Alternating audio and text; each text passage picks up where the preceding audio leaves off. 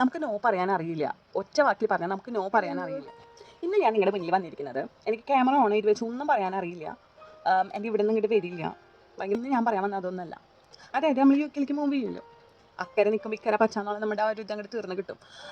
പക്ഷേ ഇന്ന് ഞാൻ പറയാൻ വന്നത് ഇവിടെ വന്നിട്ട് നമുക്ക് കുറേ ക്രൈസിസ് ഉണ്ടായിട്ടുണ്ടാവും. NHS ഇഷ്യൂസ്, ഹെൽത്ത് ഇഷ്യൂസ്, പിന്നെ റേസിസം, അങ്ങനെ എക്സെട്ര എക്സെട്ര.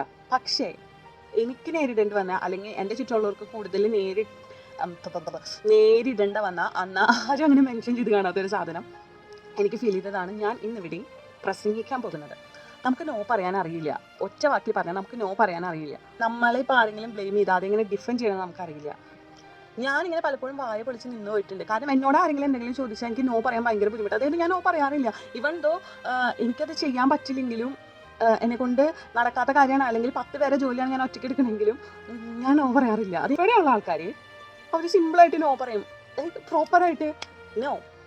ഓക്കെ.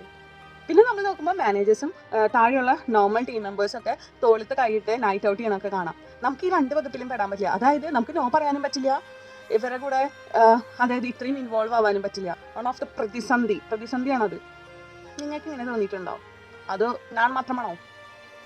പറ.